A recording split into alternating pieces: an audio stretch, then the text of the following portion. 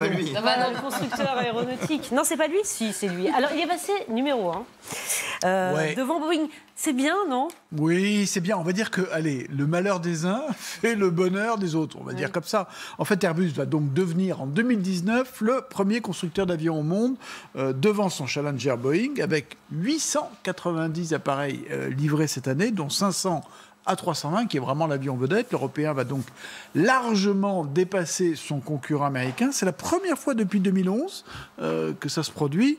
Alors, on peut évidemment pousser un beau cocorico, sauf qu'en réalité, Airbus devient numéro 1 d'abord grâce aux difficultés de Boeing, plutôt qu'à ses propres performances, même si elles sont quand même pas mal du tout, ces performances. Bon, Airbus profite un peu des déboires de Boeing, dont on a largement parlé oui. Au printemps dernier. Oui. D'ailleurs, chez Airbus, on ne tire aucune gloire de cette situation. Hein. Bon, voilà. Si l'Européen passe devant l'Américain, c'est bien sûr grâce au déboire du fameux 737 MAX. Cela fait maintenant 6 mois que l'avion vedette de Boeing est cloué au sol, depuis les 2 crashs qui ont quand même provoqué la mort de plusieurs centaines de passagers. D'ailleurs, la situation est dramatique pour Boeing. Les logiciels de son avion vedette ne sont pas encore réinstallés.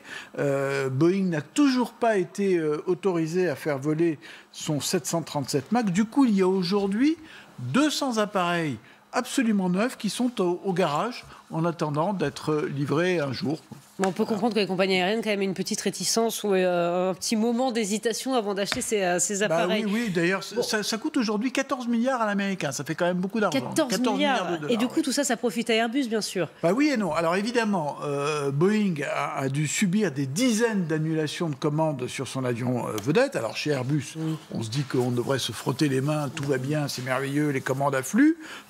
Alors le concurrent, c'est l'A320 Neo, mais pas vraiment. Aujourd'hui, si vous commandez un de ces appareils, un 320, eh bien, le délai de livraison, il est de 2023. Ça fait quand même très loin parce que Airbus n'arrive pas à suivre en termes de production.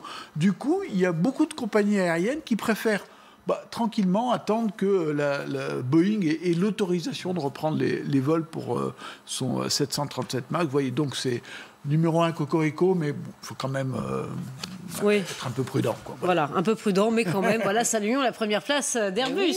Allons-y. Voilà, c'est bien, il faut en profiter tant que c'est le cas.